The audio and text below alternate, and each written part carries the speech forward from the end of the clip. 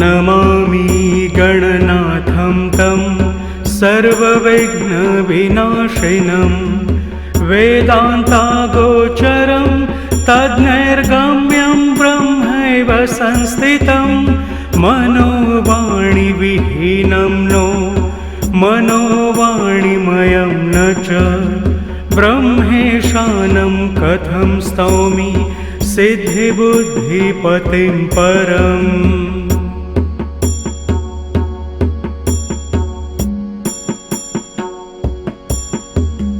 त्वद्दर्शनेन हेरम्ब कृतकृत्योऽहमञ्जसा इत्युक्त्वा पूजयामास भक्तिभावसमन्वित। नमो नमो गणेशाय विघ्नराजाय ते नमः भक्तानां विघ्नहन्त्रे चाभक्तानां विघ्नकारिणे।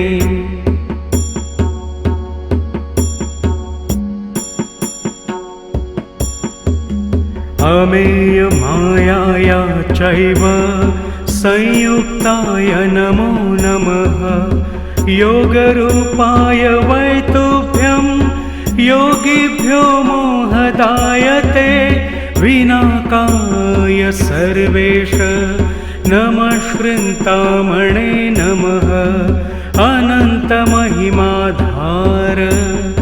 नमस्ते चन्द्रमौलये।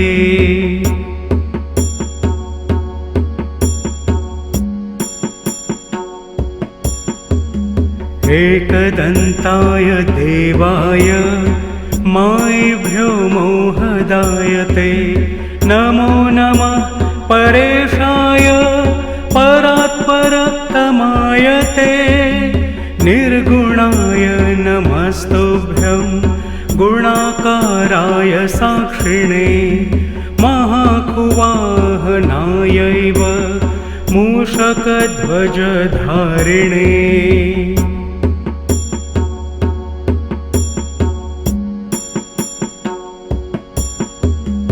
अनादये नमस्तुभ्यं ज्येष्ठराजाय ढुण्डये हर्ते कर्त्रे सदा पात्रे नानाभेदमयाय च त्वद्दर्शन सुधापानाद्धन्तं मे भ्रान्तिजं महत मरणं भिन्नभावाख्यं गणेशोऽहं कृतस्त्वया।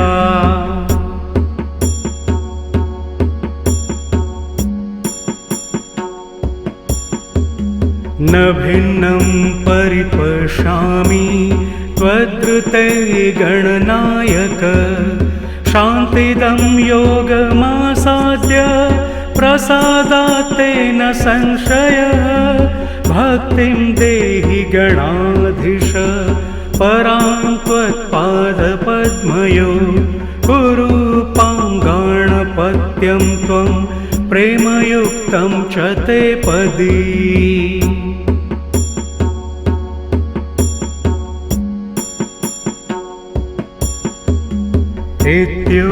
इत्युक्ताविररामाथ तं पुनर्गणपो वदत मदीया भक्तिरन्त्यन्तं भविष्यति सदाचला न योगाचलनं क्वापि भविष्यति महामुने सदा योगीन्द्रपूज्यस्त्वं सर्वमान्यो भविष्यसि।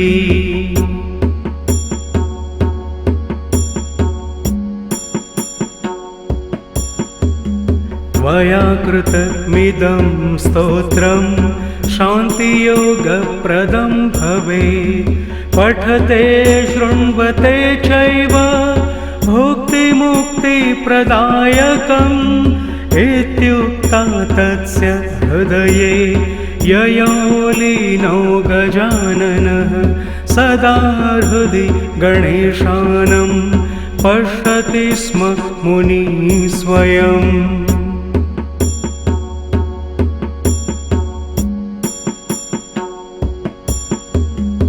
इत्याख्यानं नारदीयं कथितं ते प्रजापते शृणुयाद्यः पठेद्वायः सोऽपि सद्गतिमाप्नुयात् इति नारदमुनिना प्रोक्ता गणेशस्तुतिः समाप्ता।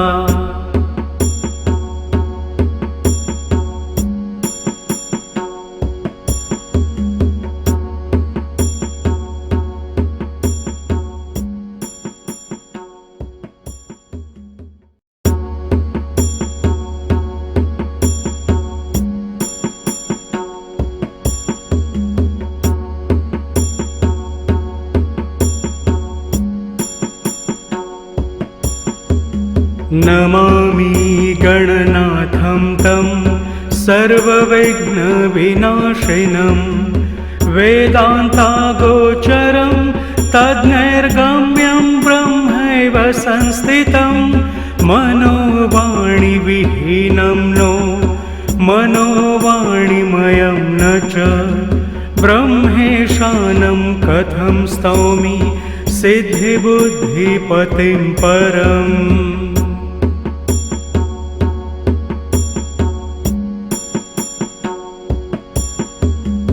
त्वद्दर्शनेन हेरम्ब कृतकृत्योऽहमञ्जसा इत्युक्त्वा पूजयामास भक्तिभावसमन्वित।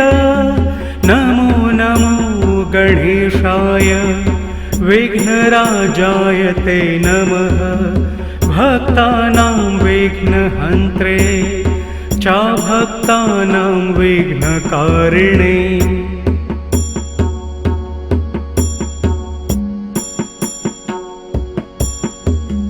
अमेयमायाया चैव संयुक्ताय नमो नमः योगरूपाय वै तुभ्यं योगिभ्यो मोहदायते विनाकाय सर्वेश नमः श्रृन्तामणे नमः अनन्तमहिमाधार नमस्ते चन्द्रमौलये।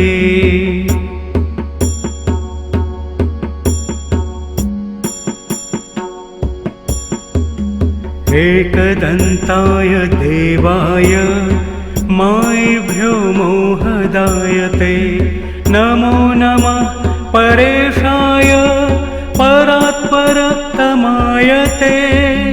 निर्गुणाय नमस्तुभ्यं गुणाकाराय साक्षिणे महाकुवाहनायैव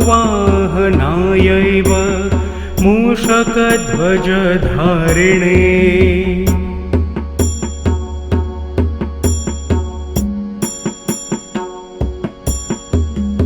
अनादये नमस्तुभ्यं ज्येष्ठराजाय ढुण्डये हर्ते कर्त्रे सदा पात्रे नानाभेदमयाय च त्वद्दर्शन सुधापानाद्धन्तं मे भ्रान्तिजं महत मरणं भिन्नभावाख्यं गणेशोऽहं कृतस्त्वया।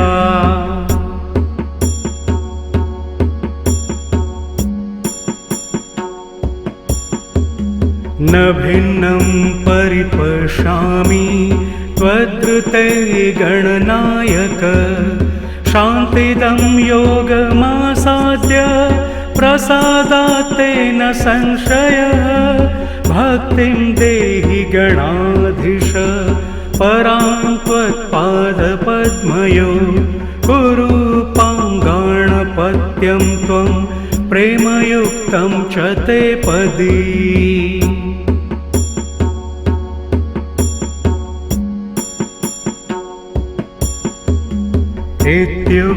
इत्युक्ताविररामाथ तं पुनर्गणपो वदत मदीया भक्तिरन्त्यन्तं भविष्यति सदाचला न योगाचलनं क्वापि भविष्यति महामुने सदा योगीन्द्रपूज्यस्त्वं सर्वमान्यो भविष्यसि।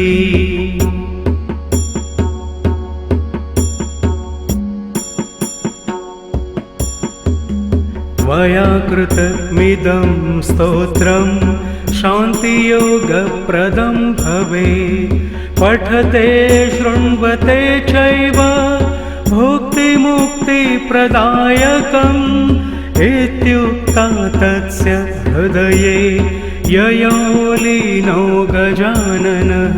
सदा हृदि गणेशानं पश्यति स्म मुनिः स्वयम्।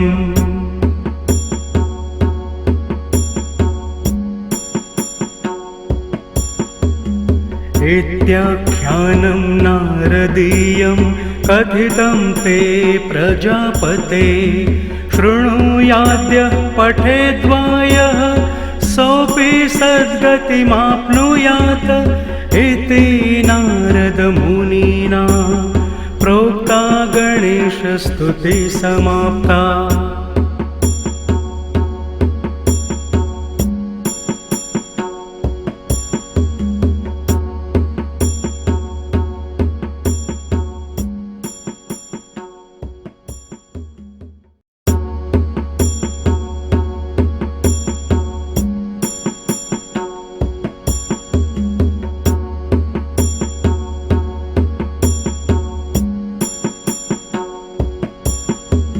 नमामि गणनाथं तं सर्वविघ्नविनाशिनं।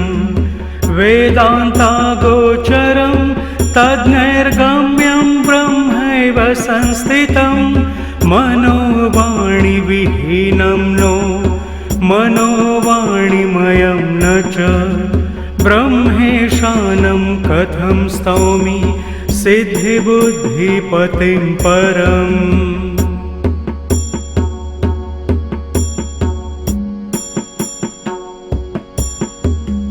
त्वद्दर्शनेन हेरम्ब कृतकृत्योऽहमञ्जसा।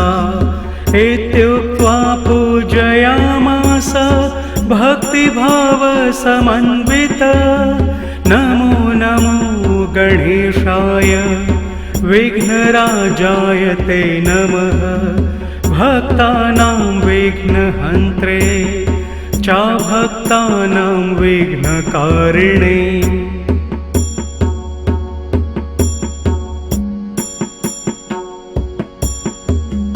अमेयमायाया चैव संयुक्ताय नमो नमः। योगरूपाय वै तुभ्यं योगिभ्यो मोहदायते। विनाकाय सर्वेश नमः श्रृन्तामणे नमः। अनन्तमहिमाधार नमस्ते चन्द्रमौलये।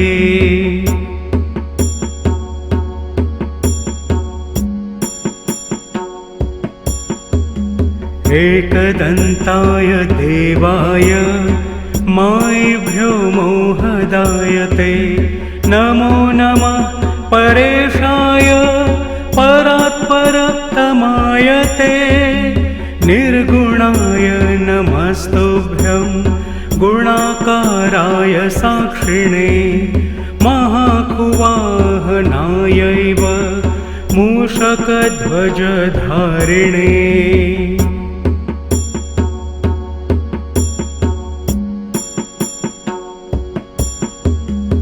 अनादये नमस्तुभ्यं ज्येष्ठराजाय ढुण्डये। हर्ते कर्त्रे सदा पात्रे नानाभेदमयाय च। त्वद्दर्शन सुधापानाद्धन्तं मे भ्रान्तिजं महत। मरणं भिन्नभावाख्यं गणेशोऽहं कृतस्त्वया।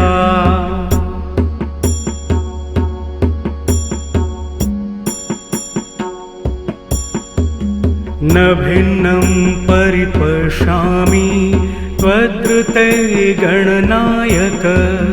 शान्तिदं योगमासाद्य प्रसादात् तेन संशयः।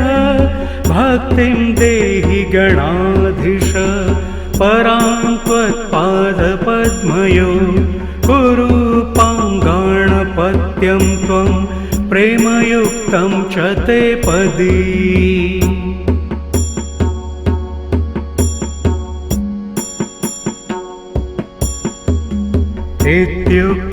इत्युक्ताविररामाथ तं पुनर्गणपो वदत मदीया भक्तिरन्त्यन्तं भविष्यति सदाचला न योगाच्चलनं क्वापि भविष्यति महामुने सदा योगीन्द्रपूज्यस्त्वं सर्वमान्यो भविष्यसि।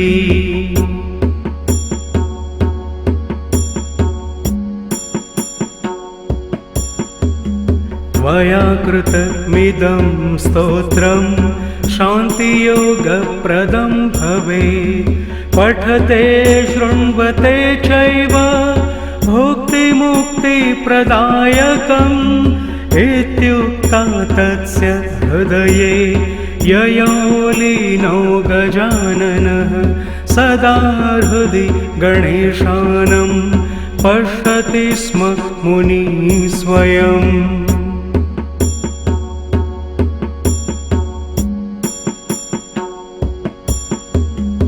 इत्याख्यानं नारदीयं कथितं ते प्रजापते शृणुयाद्यः पठेद्वायः सोऽपि सद्गतिमाप्नुयात् इति नारदमुनिना प्रोक्ता गणेशस्तुतिः समाप्ता।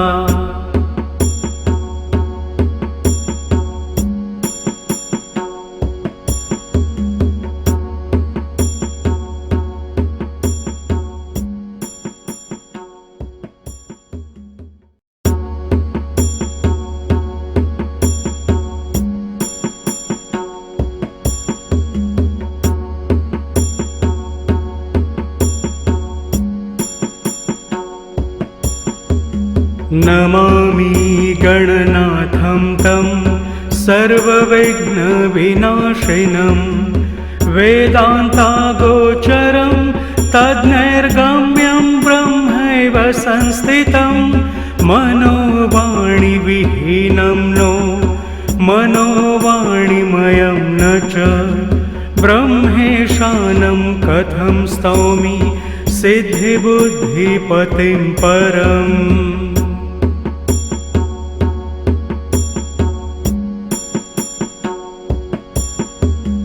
त्वद्दर्शनेन हेरम्ब कृतकृत्योऽहमञ्जसा इत्युक्त्वा पूजयामास भक्तिभावसमन्वित।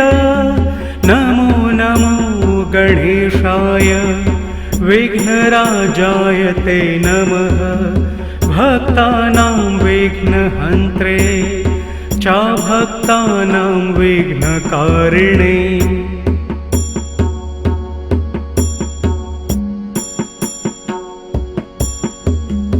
अमेयमायाया चैव संयुक्ताय नमो नमः योगरूपाय वै तुभ्यं योगिभ्यो मोहदायते विनाकाय सर्वेश नमः श्रृन्तामणे नमः अनन्तमहिमाधार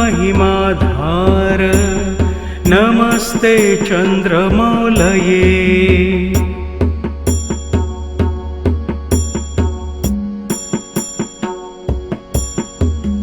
एकदन्ताय देवाय मायिभ्यो मोहदायते नमो नमः परेशाय परात्परतमायते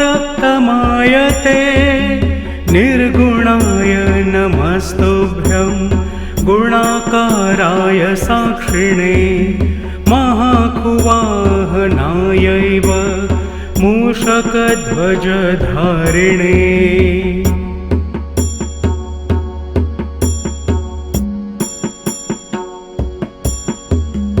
अनादये नमस्तुभ्यं ज्येष्ठराजाय ढुण्डये हर्ते कर्त्रे सदा पात्रे नानाभेदमयाय च त्वद्दर्शन सुधापानाद्धन्तं मे भ्रान्तिजं महत मरणं भिन्नभावाख्यं गणेशोऽहं कृतस्त्वया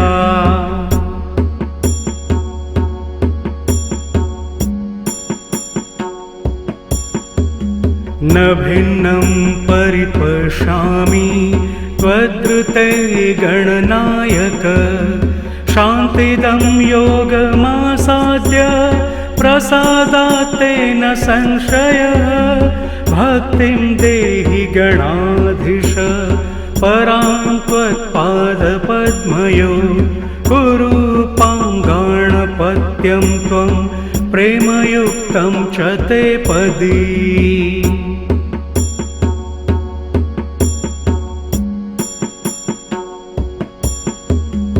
इत्युक्ता वीररामाथ तं पुनर्गणपो वदत मदीया भक्तिरन्त्यन्तं भविष्यति सदाचला न योगाचलनं क्वापि भविष्यति महामुने सदा योगीन्द्रपूज्यस्त्वं सर्वमान्यो भविष्यसि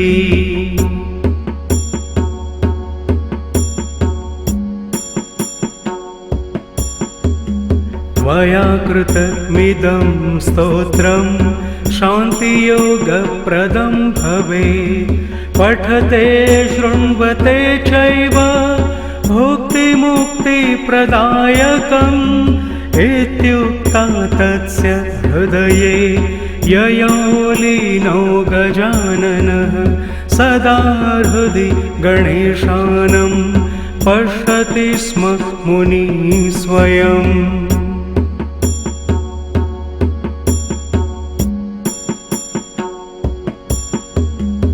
इत्याख्यानं नारदीयं कथितं ते प्रजापते शृणुयाद्य पठेद्वायः सोऽपि सद्गतिमाप्नुयात्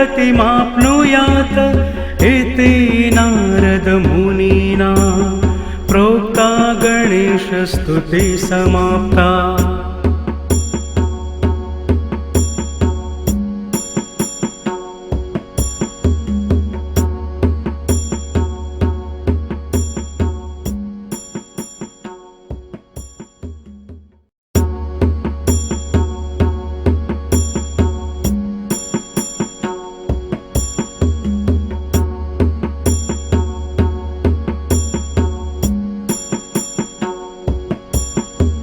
नमामि गणनाथं तं सर्वविघ्नविनाशिनं वेदान्तागोचरं तद्नैर्गम्यं ब्रह्मैव संस्थितं मनोवाणिविहीनं नो मनोवाणिमयं न च ब्रह्मेशानं कथं स्तौमि सिद्धिबुद्धिपतिं परम्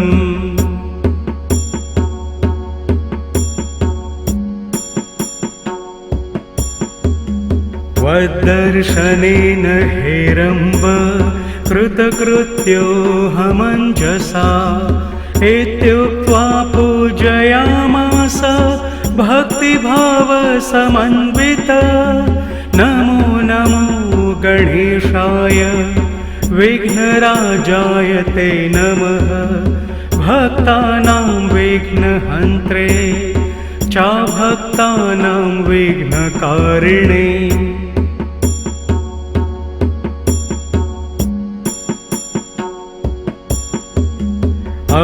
अमेयमायाया चैव संयुक्ताय नमो नमः योगरूपाय वै तुभ्यं योगिभ्यो मोहदायते विनाकाय सर्वेश नमः श्रृन्तामणे नमः अनन्तमहिमाधार नमस्ते चन्द्रमौलये।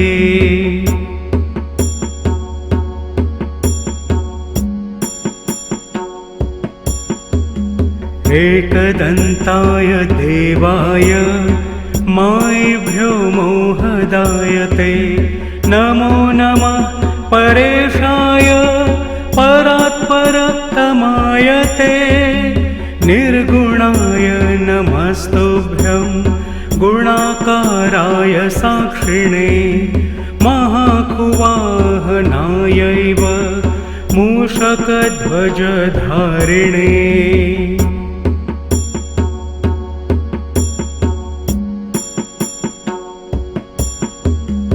अनादये नमस्तुभ्यं ज्येष्ठराजाय ढुण्डये हर्ते कर्त्रे सदा पात्रे नानाभेदमयाय च त्वद्दर्शन सुधापानाद्धन्तं मे भ्रान्तिजं महत मरणं भिन्नभावाख्यं गणेशोऽहं कृतस्त्वया।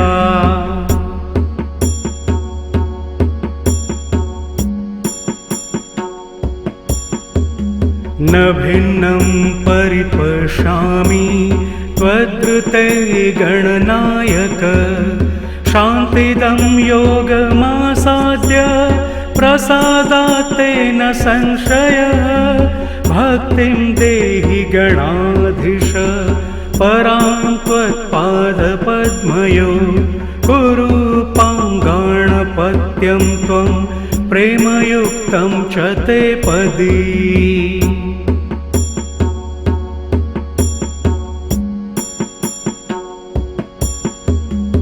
इत्युक्ताविररामाथ तं पुनर्गणपो वदत मदीया भक्तिरन्त्यन्तं भविष्यति सदाचला न योगाचलनं क्वापि भविष्यति महामुने सदा योगीन्द्रपूज्यस्त्वं सर्वमान्यो भविष्यसि।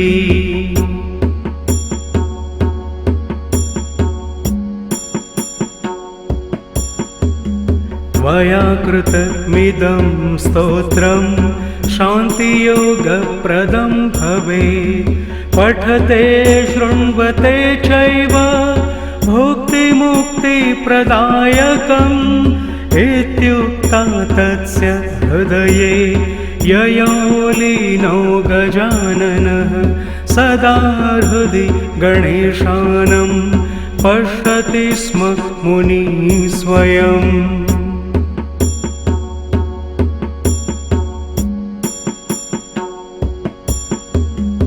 इत्याख्यानं नारदीयं कथितं ते प्रजापते शृणुयाद्य पठेद्वायः सोऽपि सद्गतिमाप्नुयात् इति नारदमुनिना प्रोक्ता गणेशस्तुतिः समाप्ता।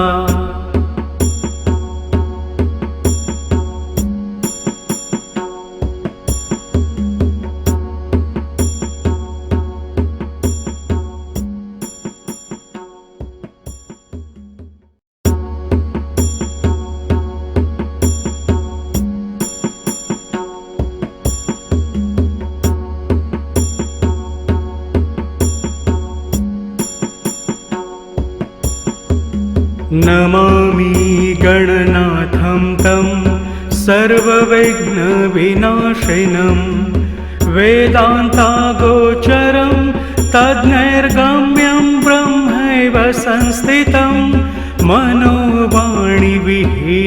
नो मनोवाणिमयं न च ब्रह्मेशानं कथं स्तौमि सिद्धिबुद्धिपतिं परम्।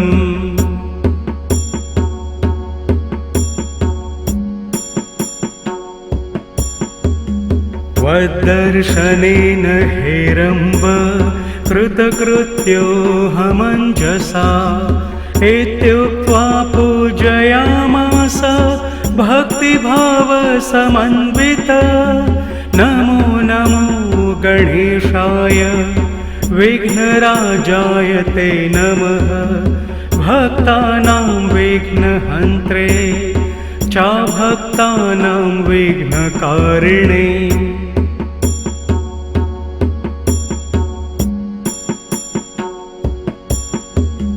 अमेय मायाया चैव संयुक्ताय नमो नमः। योगरूपाय वै तुभ्यं योगिभ्यो मोहदायते। विनाकाय सर्वेश नमश्कृन्तामणे नमः। अनन्तमहिमाधार नमस्ते चन्द्रमौलये।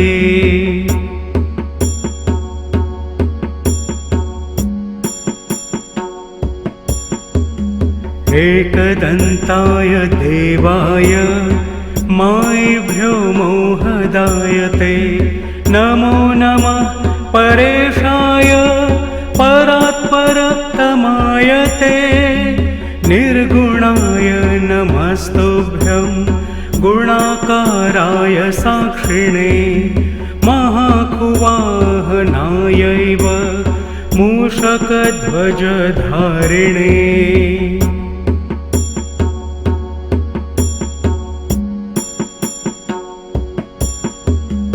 अनादये नमस्तुभ्यं ज्येष्ठराजाय ढुण्डये। हर्ते कर्त्रे सदा पात्रे नानाभेदमयाय च। त्वद्दर्शन सुधापानाद्धन्तं मे भ्रान्तिजं महत। मरणं भिन्नभावाख्यं गणेशोऽहं कृतस्त्वया।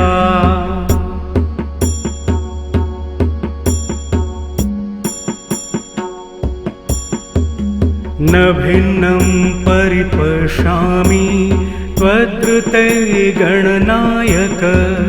शान्तिदं योगमासाद्य प्रसादात् तेन संशयः। भक्तिं देहि गणाधीश परां त्वत्पादपद्मयो। कुरु पाङ्गाणपत्यं त्वं प्रेमयुक्तं च ते पदी।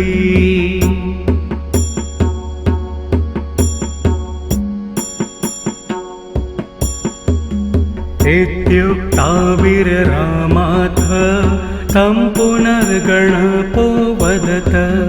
मदीया भक्तिरन्त्यन्तं भविष्यति सदाचला। न योगाच्चलनं क्वापि भविष्यति महामुने। सदा योगीन्द्रपूज्यस्त्वं सर्वमान्यो भविष्यसि।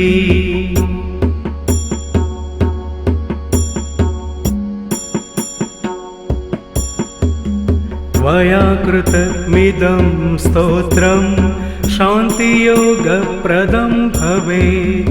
पठते शृण्वते चैव भुक्तिमुक्तिप्रदायकम्। इत्युक्ता तस्य हृदये ययो लीनो गजाननः। सदा हृदि गणेशानं पश्यति स्म मुनिः स्वयम्।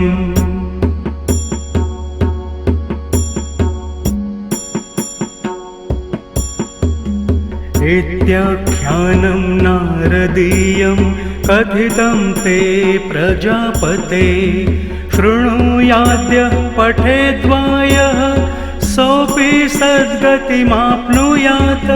इति नारदमुनिना प्रोक्ता गणेशस्तुतिः समाप्ता।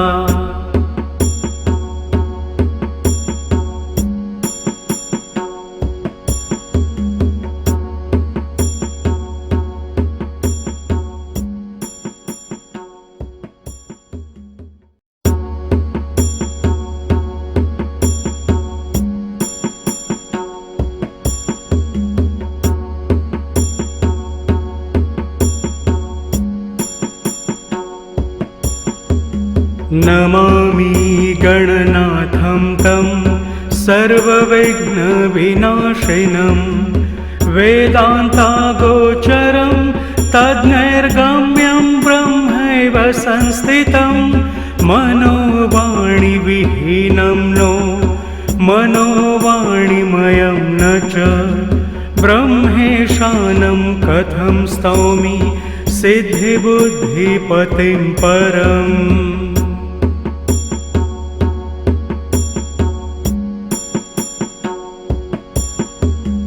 त्वद्दर्शनेन हेरम्ब कृतकृत्योऽहमञ्जसा इत्युक्त्वा पूजयामास भक्तिभावसमन्वित नमो नमो गणेशाय विघ्नराजाय ते नमः भक्तानां विघ्नहन्त्रे चाभक्तानां विघ्नकारिणे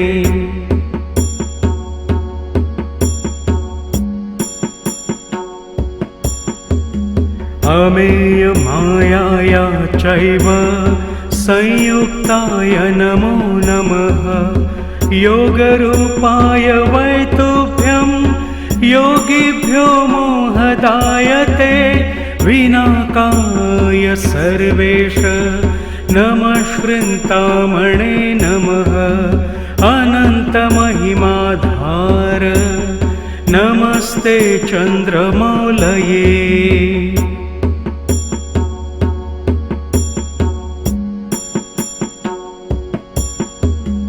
एकदन्ताय देवाय मायिभ्यो मोहदायते नमो नमः परेशाय परात्परतमायते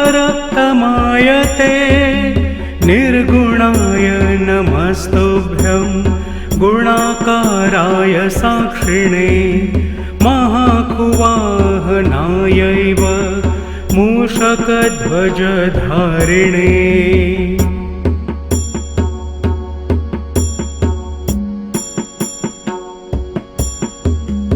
अनादये नमस्तुभ्यं ज्येष्ठराजाय ढुण्डये हर्ते कर्त्रे सदा पात्रे नानाभेदमयाय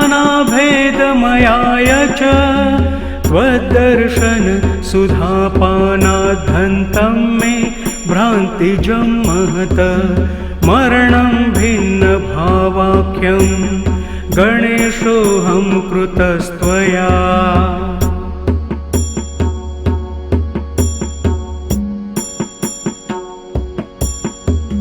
न भिन्नं परिपश्यामि त्वद्कृते गणनायक शान्तिदं योगमासाद्य प्रसादात् तेन संशयः भक्तिं देहि गणाधीश परां त्वत्पादपद्मयो कुरु पाङ्गाणपत्यं त्वं प्रेमयुक्तं च ते पदी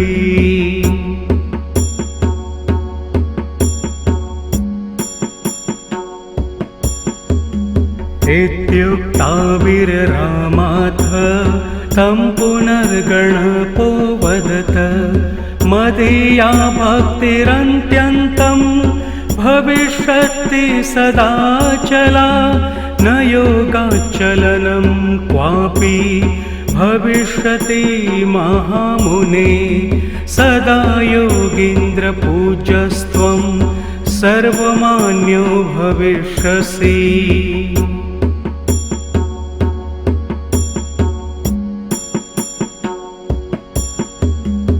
त्वया कृतमिदं स्तोत्रं शान्तियोगप्रदं भवेत् पठते शृण्वते चैव भुक्तिमुक्तिप्रदायकम् इत्युक्ता तस्य हृदये ययो लीनो गजाननः सदा हृदि गणेशानं पश्यति स्म मुनिः स्वयम्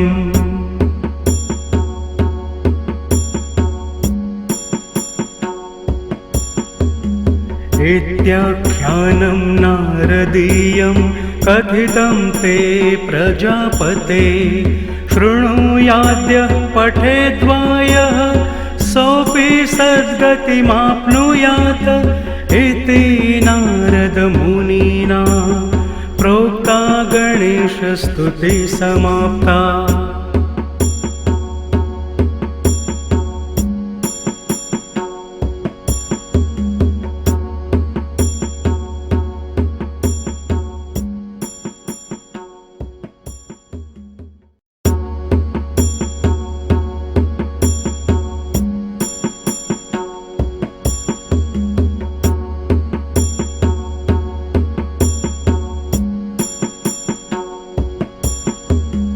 नमामि गणनाथं तं सर्वविघ्नविनाशिनं वेदान्तागोचरं तद्नैर्गम्यं ब्रह्मैव संस्थितं मनोवाणिविहीनं नो मनोवाणिमयं न च ब्रह्मेशानं कथं स्तौमि सिद्धिबुद्धिपतिं परम्।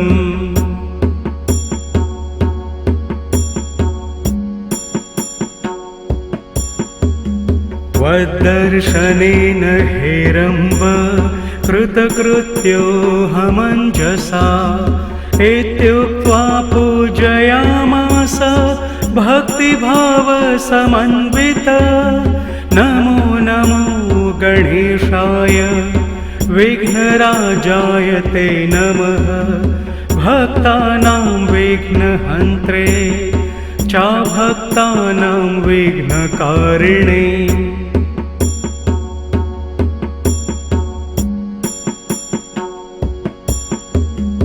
अमेयमायाया चैव संयुक्ताय नमो नमः योगरूपाय वै तुभ्यं योगिभ्यो मोहदायते विनाकाय सर्वेश नमः श्रृन्तामणे नमः अनन्तमहिमाधार नमस्ते चन्द्रमौलये।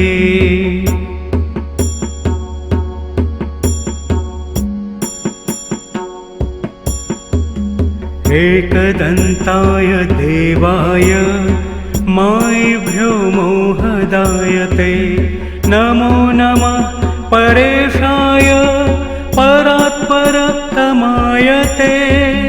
निर्गुणाय नमस्तुभ्यं गुणाकाराय साक्षिणे महाकुवाहनायैव मूषकध्वजधारिणे।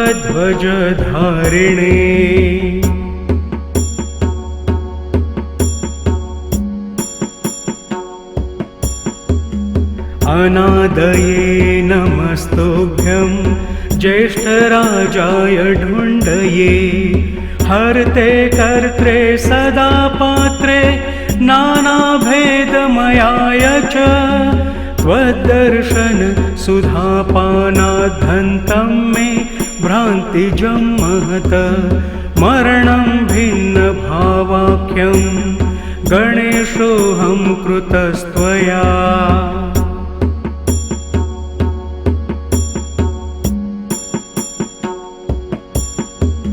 न भिन्नं परिपश्यामि त्वद्ऋते गणनायक शान्तिदं योगमासाद्य प्रसादात् तेन संशयः भक्तिं देहि गणाधीश परां त्वत्पादपद्मयो कुरु पाङ्गाणपत्यं त्वं प्रेमयुक्तं च ते पदी।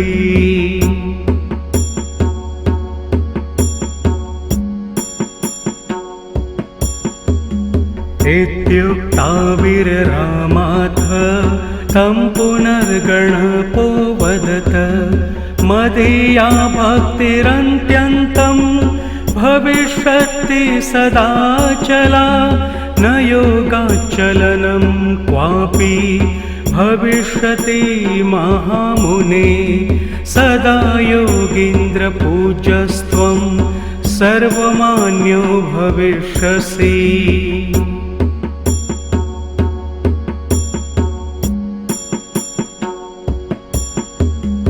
त्वया कृतमिदं स्तोत्रं शान्तियोगप्रदं भवेत्।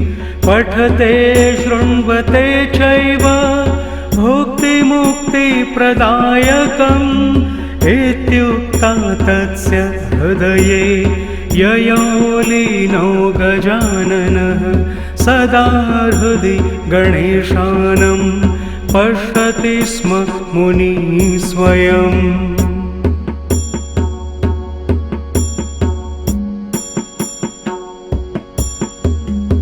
इत्याख्यानं नारदीयं कथितं ते प्रजापते। शृणुयाद्य पठेद्वायः सोऽपि सद्गतिमाप्नुयात् इति नारदमुनिना प्रोक्ता गणेशस्तुतिः समाप्ता।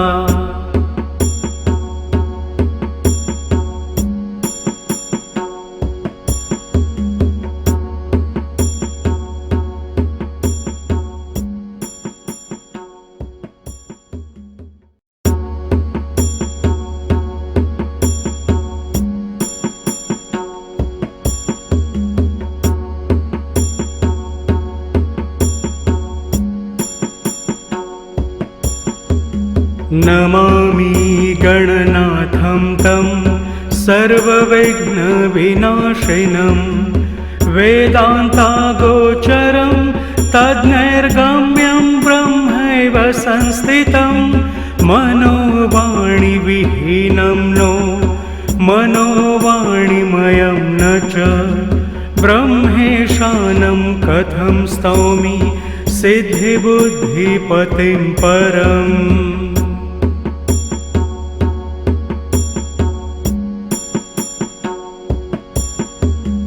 त्वद्दर्शनेन हेरम्ब कृतकृत्योऽहमञ्जसा।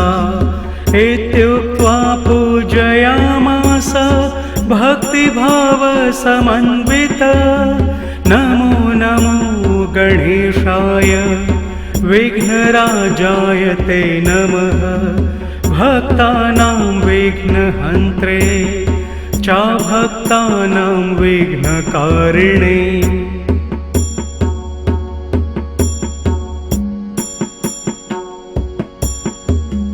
अमेयमायाया चैव संयुक्ताय नमो नमः। योगरूपाय वै तुभ्यं योगिभ्यो मोहदायते। विनाकाय सर्वेश नमश्चिन्तामणे नमः। अनन्तमहिमाधार नमस्ते चन्द्रमौलये।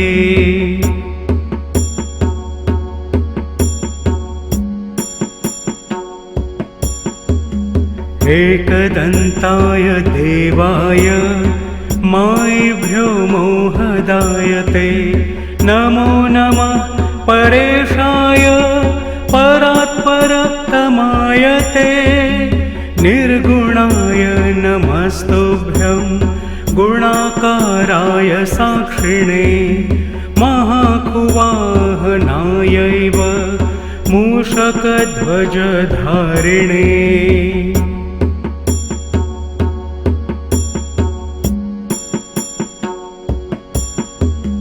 अनादये नमस्तुभ्यं ज्येष्ठराजाय ढुण्डये। हर्ते कर्त्रे सदा पात्रे नानाभेदमयाय च। त्वद्दर्शन सुधापानाद्धन्तं मे भ्रान्तिजं महत। मरणं भिन्नभावाख्यं गणेशोऽहं कृतस्त्वया।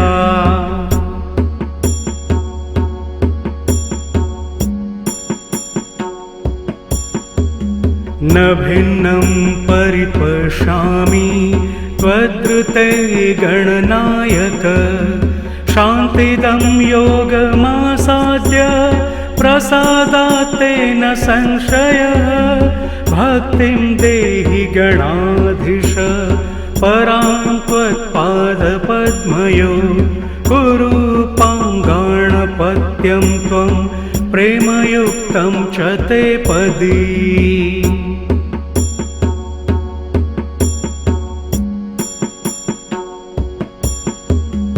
इत्युक्ता वीररामाथ तं पुनर्गणपो वदत मदीया भक्तिरन्त्यन्तं भविष्यति सदाचला न योगाचलनं क्वापि भविष्यति महामुने सदा योगीन्द्रपूज्यस्त्वं सर्वमान्यो भविष्यसि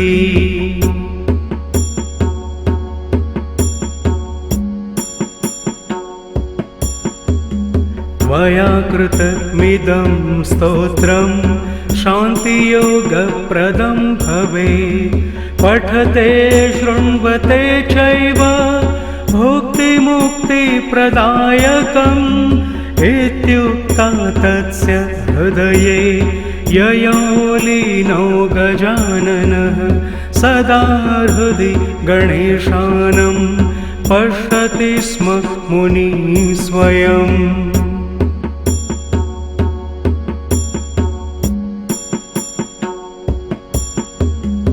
इत्याख्यानं नारदीयं कथितं ते प्रजापते शृणुयाद्य पठेद्वायः सोऽपि सद्गतिमाप्नुयात् इति नारदमुनिना प्रोक्ता गणेशस्तुतिः समाप्ता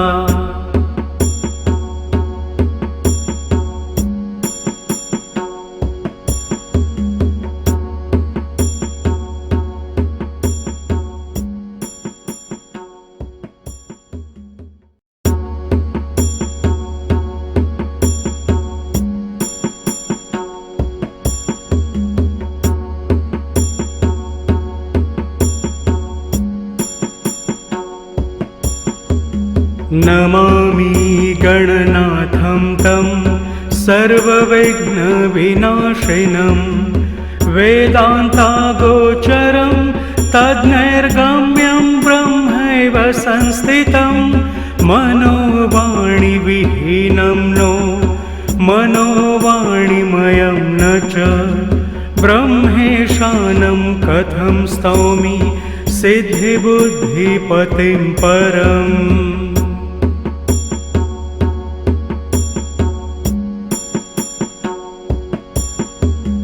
त्वद्दर्शनेन हेरम्ब कृतकृत्योऽहमञ्जसा इत्युक्त्वा पूजयामास भक्तिभावसमन्वित नमो नमो गणेशाय विघ्नराजाय ते नमः भक्तानां विघ्नहन्त्रे चाभक्तानां विघ्नकारिणे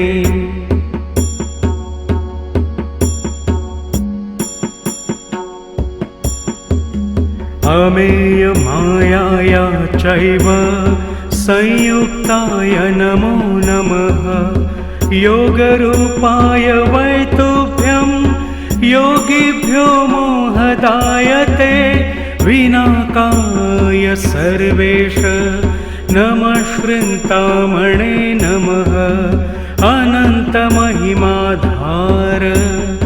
नमस्ते चन्द्रमौलये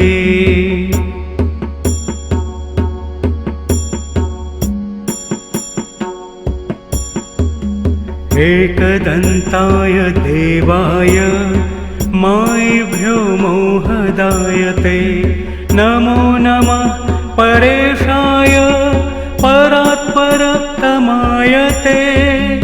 निर्गुणाय नमस्तुभ्यं गुणाकाराय साक्षिणे महाकुवाहनायैव मूषकध्वजधारिणे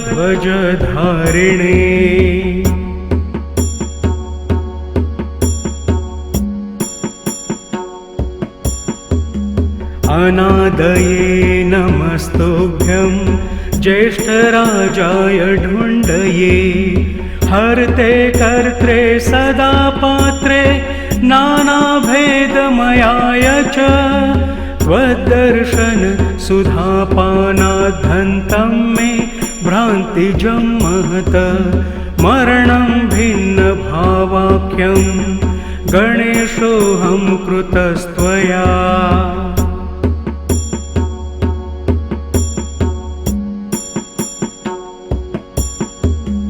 न भिन्नं परिपश्यामि त्वद्रुते गणनायक शान्तिदं योगमासाद्य प्रसादात् तेन संशयः भक्तिं देहि गणाधीश परां त्वत्पादपद्मयो कुरूपाङ्गाणपत्यं त्वं प्रेमयुक्तं च ते पदी।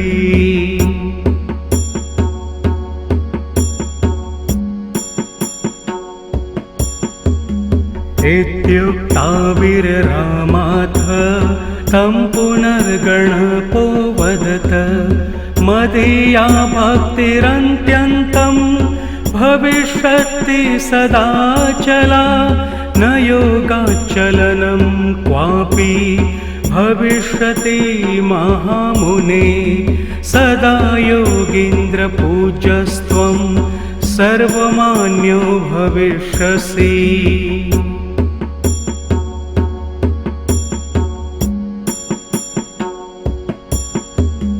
त्वया कृतमिदं स्तोत्रं शान्तियोगप्रदं भवेत् पठते शृण्वते चैव भुक्तिमुक्तिप्रदायकम् इत्युक्ता तस्य हृदये ययो लीनो गजाननः सदा हृदि गणेशानं पश्यति स्म मुनिः स्वयम्।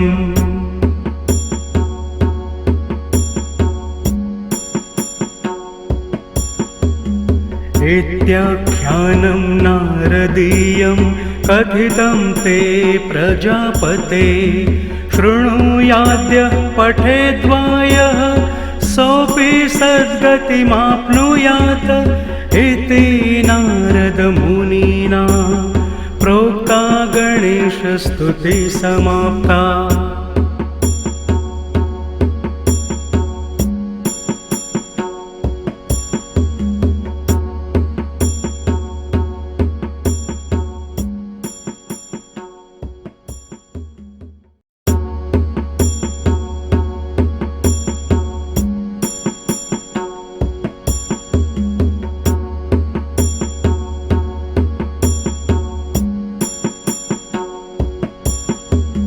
नमामि गणनाथं तं सर्वविघ्नविनाशिनं वेदान्तागोचरं तद्नैर्गम्यं ब्रह्मैव संस्थितं मनोवाणिविहीनं नो मनोवाणिमयं न च ब्रह्मेशानं कथं स्तौमि सिद्धिबुद्धिपतिं परम्।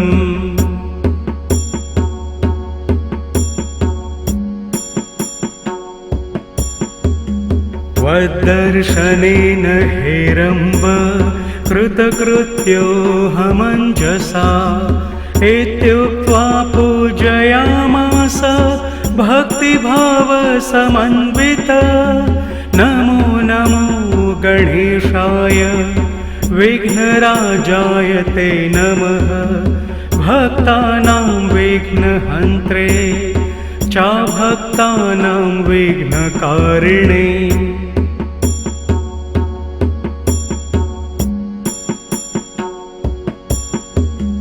अमेयमायाय चैव संयुक्ताय नमो नमः योगरूपाय वै तुभ्यं योगिभ्यो मोहदायते विनाकाय सर्वेश नमः श्रृन्तामणे नमः अनन्तमहिमाधार नमस्ते चन्द्रमौलये।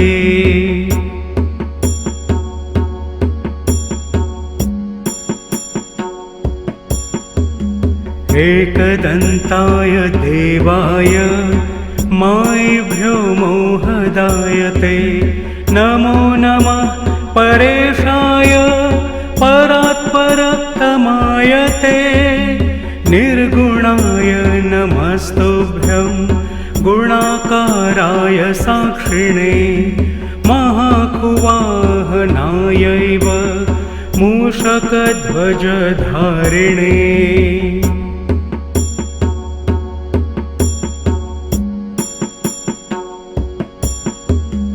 अनादये नमस्तुभ्यं ज्येष्ठराजाय ढुण्डये हर्ते कर्त्रे सदा पात्रे नानाभेदमयाय च त्वद्दर्शन सुधापानाद्धन्तं मे भ्रान्तिजं महत मरणं भिन्नभावाख्यं गणेशोऽहं कृतस्त्वया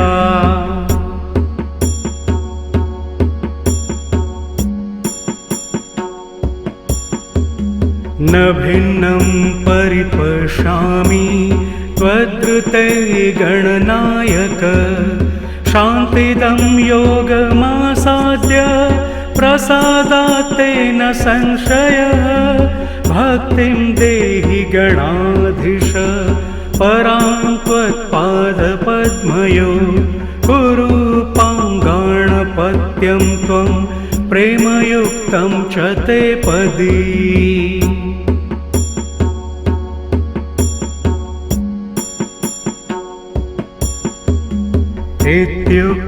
इत्युक्ताविररामाथ तं पुनर्गणपो वदत मदीया भक्तिरन्त्यन्तं भविष्यति सदाचला न योगाचलनं क्वापि भविष्यति महामुने सदा योगीन्द्रपूज्यस्त्वं सर्वमान्यो भविष्यसि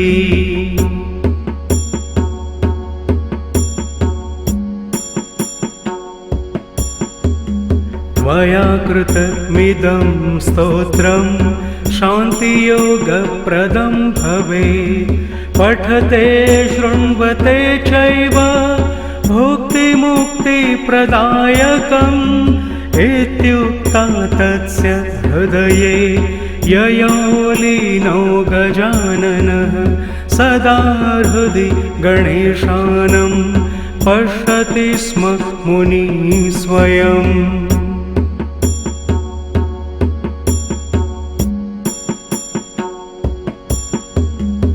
इत्याख्यानं नारदीयं कथितं ते प्रजापते शृणुयाद्यः पठेद्वायः सोऽपि सद्गतिमाप्नुयात् इति नारदमुनिना प्रोक्ता गणेशस्तुतिः समाप्ता।